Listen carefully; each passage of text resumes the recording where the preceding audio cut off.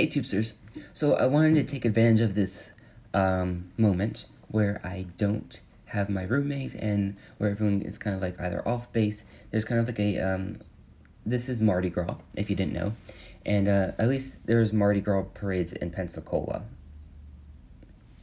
I don't know if it's going on also in New Orleans, but I know that there's like some Mardi Gras parades, and I don't know. I think I might do Mardi Gras next year, or I'm definitely gonna do Mardi Gras eventually. But I only really want to do it in New Orleans, and I just wasn't feeling it. And I still have homework to do, so I probably won't spend too much time recording because I do want to get those done.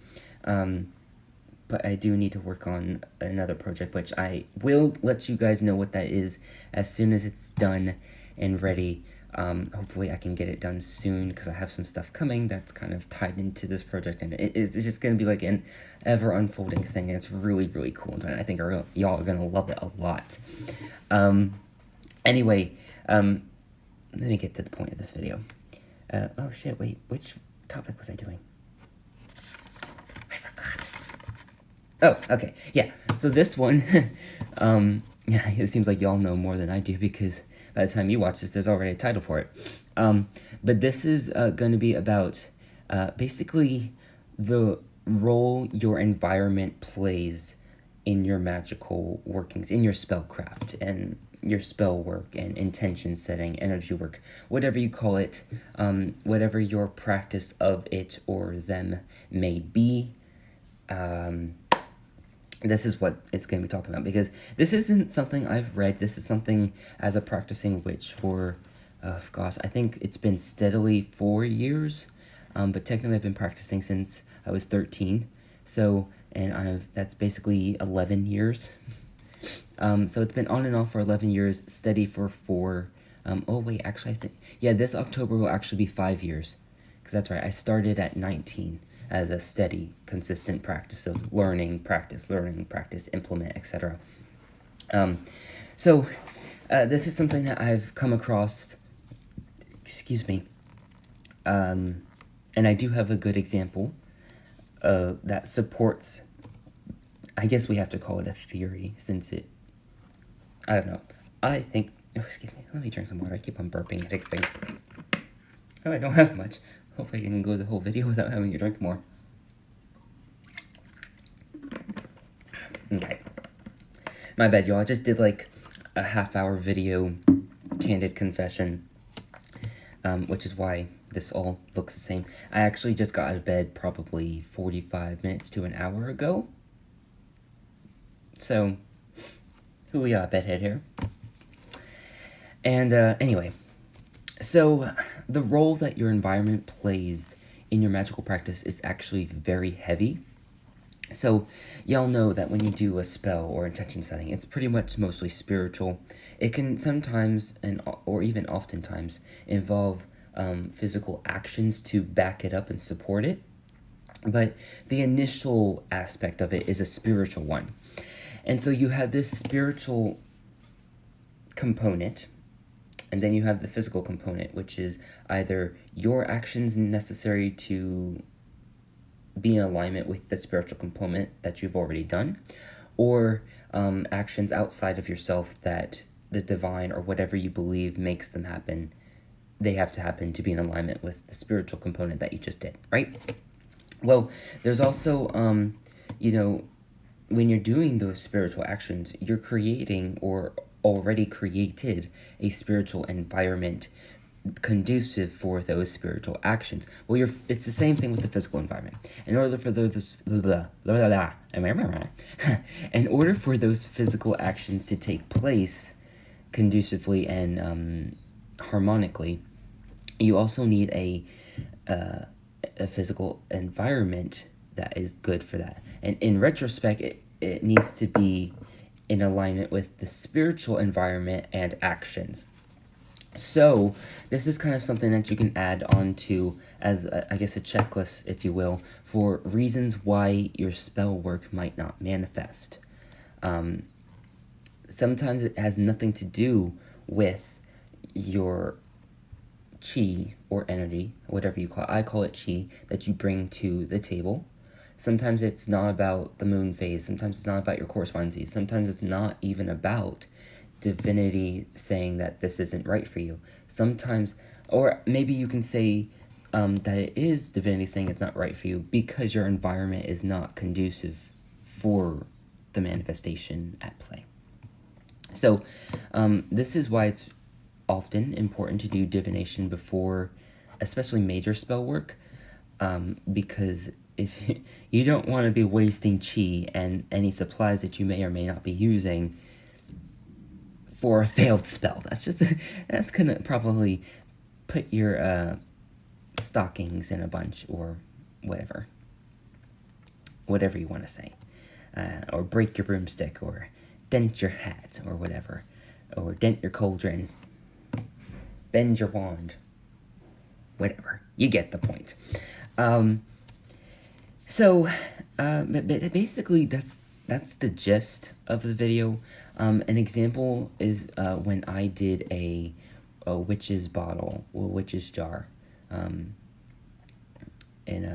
that's something else I want to do, because I actually have 2 types of witch's bottles. So I won't go into it now. I'll save that for the other video. I should probably write that down.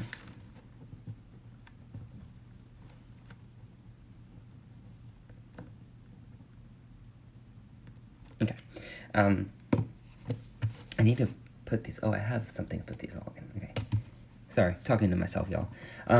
So one time, and this was relatively recently, around the autumn of 2018, I was trying to do a employment spell, and I could definitely feel that it was working, but because of the environment, it wasn't successful.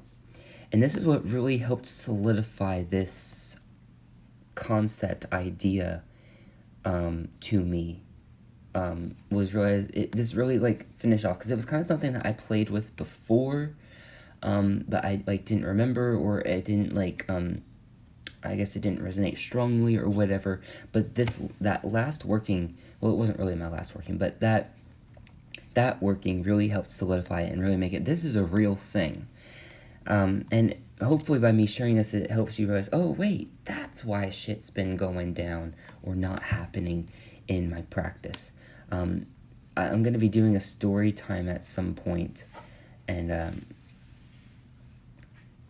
I don't know when and where, but it's going to be talking about a spell that I did on a house and how it was like semi-effective, and that the reason why it wasn't fully effective, well, technically it was fully effective, but the subsequent spells weren't effective, because, well, technically they weren't effective because it wasn't for my highest good, but this environment, or the environment wasn't conducive.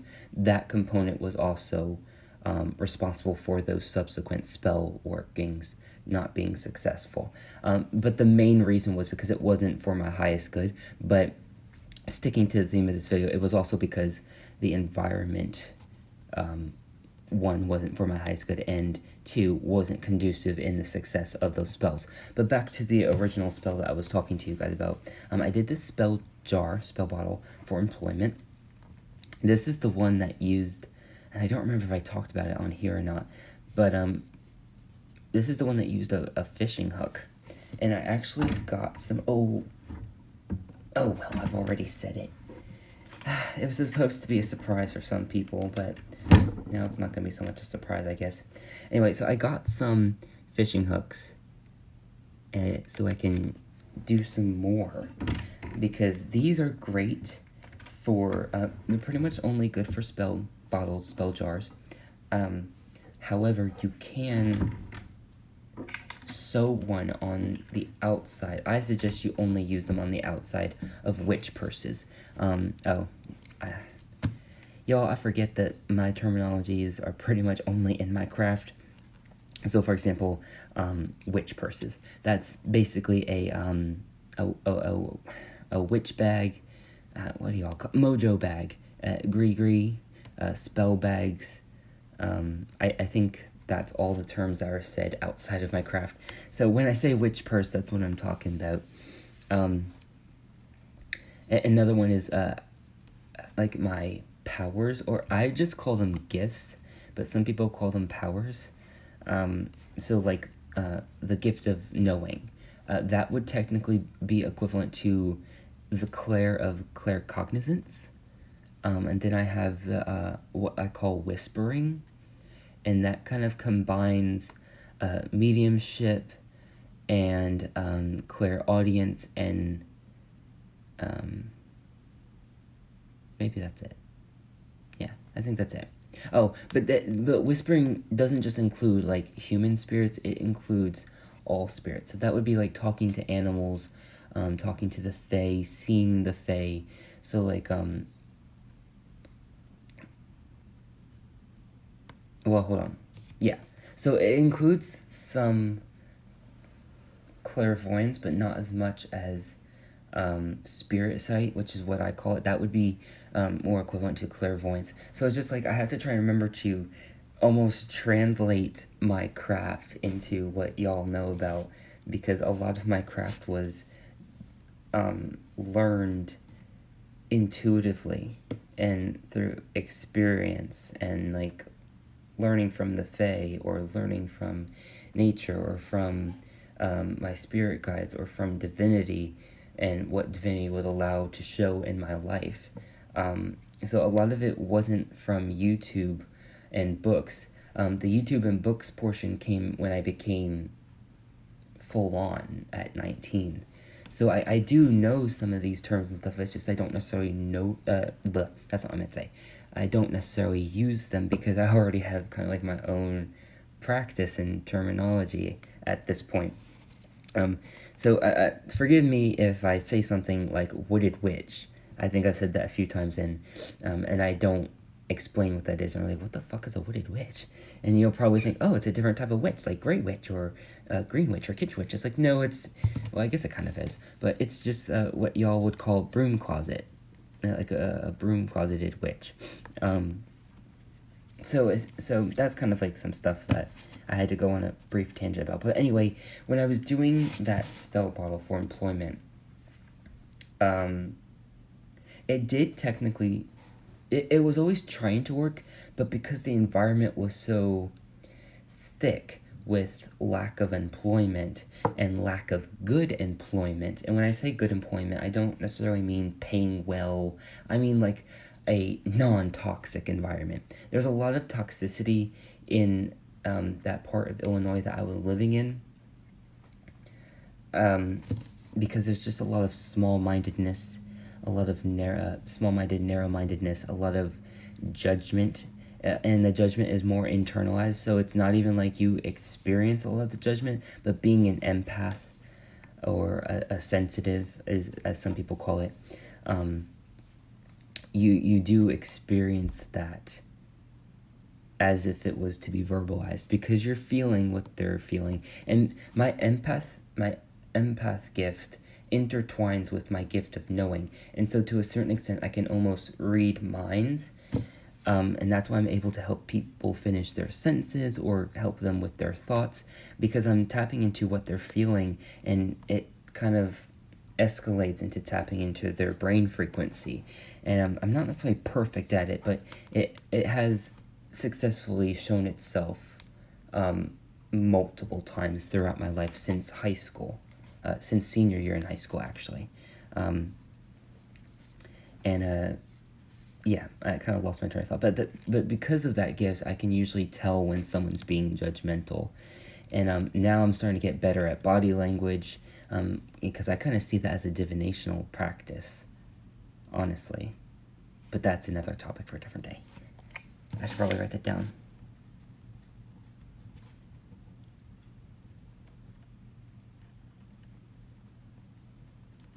But yeah, so when I did that spell for employment, it would always it was kind of like 1 foot forward, 3 steps back, 1 foot forward, 10 steps back.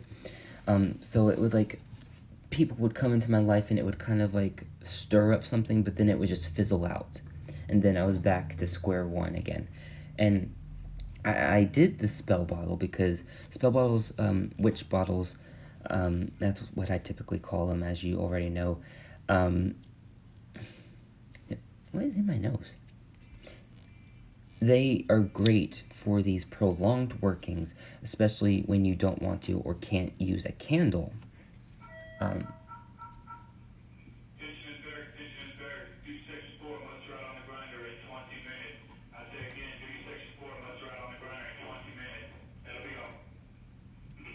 okay, so sorry, y'all. I really need to listen when those are like when the 1MC, which is what is basically an intercom. When that's going, you're supposed to like stop everything so you can listen to the message and stuff. So like, you're not supposed to be talking, you're not supposed to be moving technically, and that way you can put your full focus on what is being said. Anyway, crap, where was I?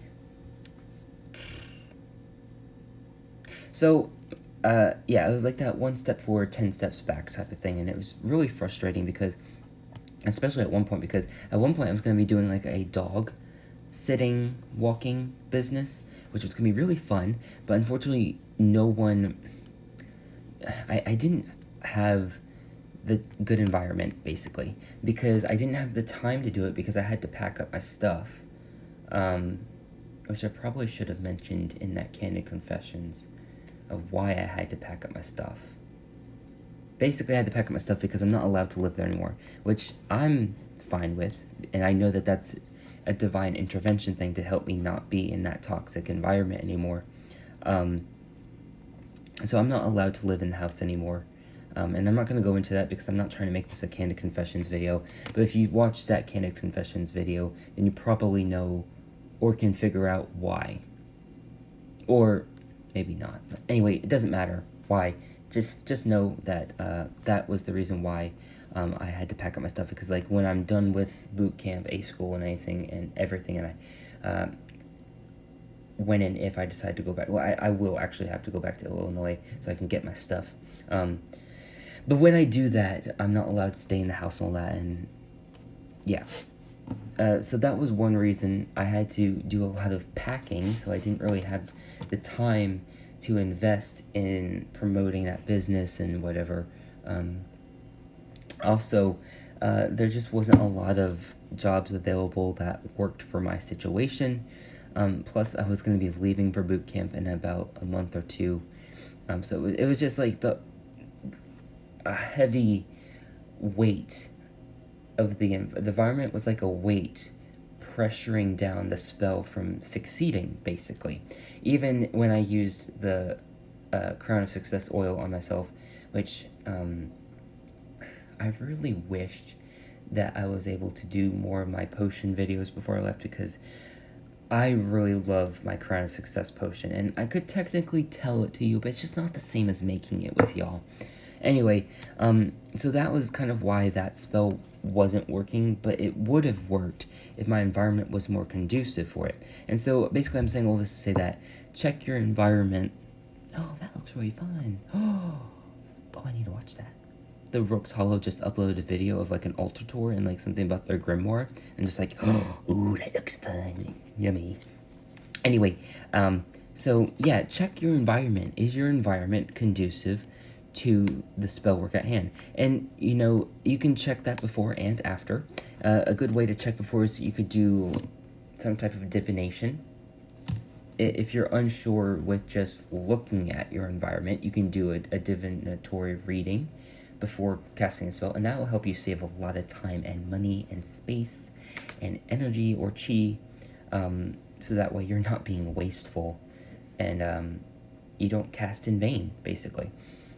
Now, if you think that it's conducive, or you got the reading that it's conducive prior to casting, and you're wondering why it hasn't manifested yet, you can do another reading to figure out. Or if you didn't do one prior and you already have some spell work going and you're wondering why they're not manifesting, you can do a divinatory reading of figuring out is maybe the environment is the reason why it's not manifesting, and maybe you need to add more to the spell work to help it push through the environment, because sometimes you can break through the environmental barrier that's hindering the success, and sometimes you can't. And so do that reading to kind of figure out what needs to be done, if anything. And I hope this helps you in successfully casting and manifesting the life that you want and deserve. So thank you for watching, and as always, abundant and eternal blessings.